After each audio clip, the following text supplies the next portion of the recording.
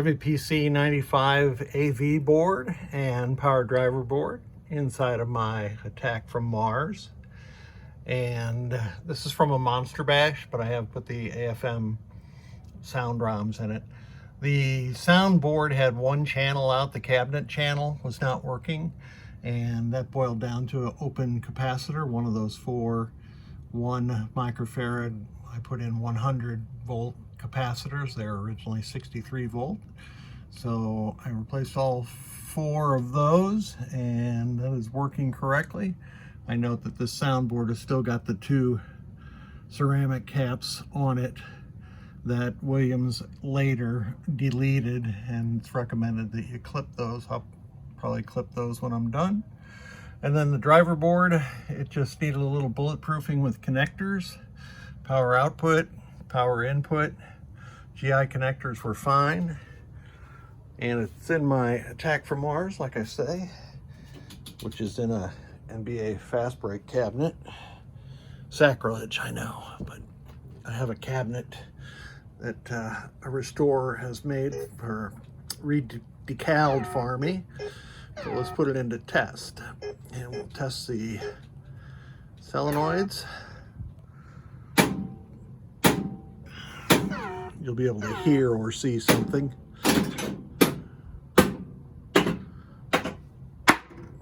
I put a real knocker back in this game,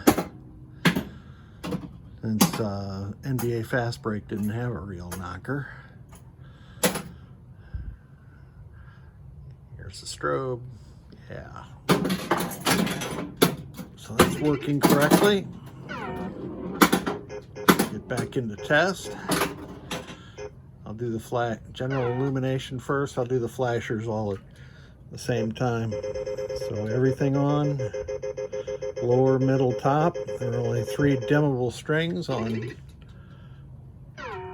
WPC 95 games.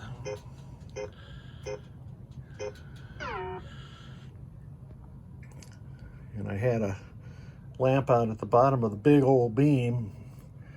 These dark blue ones, you can hardly see it in the video, but they are working. So all of your lamp columns and rows are working. Let's try this.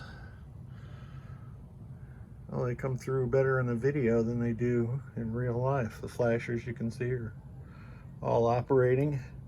I did have a burnout bulb I found in this flasher. Shame on my son-in-law for not telling me about that. He's my tester for these, for Attack from Mars. So this driver board and AV board are completely working. And the good news is I get to play some Attack from Mars right now.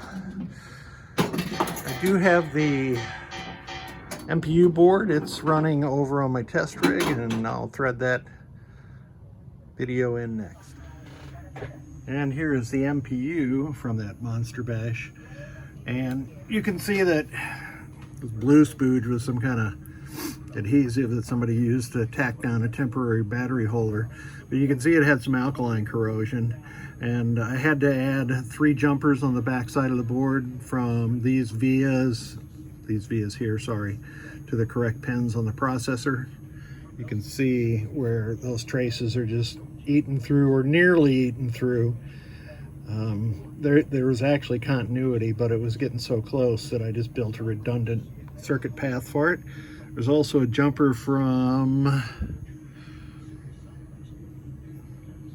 pin 2 here to one of these chips over here, I don't remember, on the back. But let's put it into test. It's on lamps and flashers now because I've just been kind of burning it in.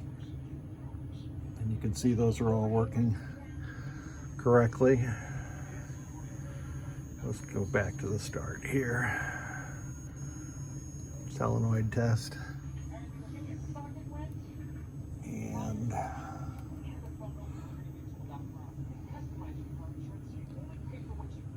those are the gates on Monster Bash that are on for a prolonged period of time.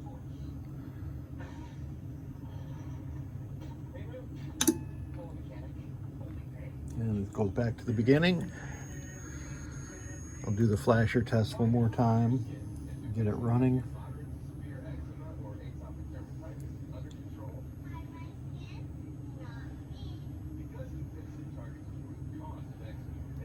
flasher's working. GI.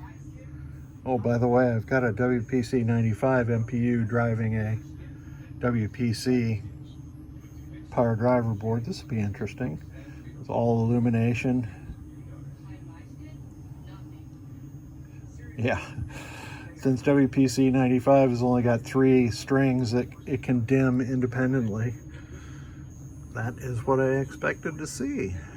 So this MPU is good to go. I guess I didn't show you the switch test. Let me get the switch test.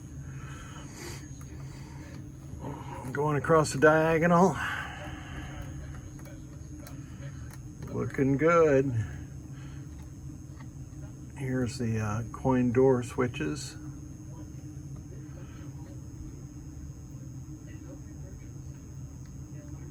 And there we go. So that was all of those.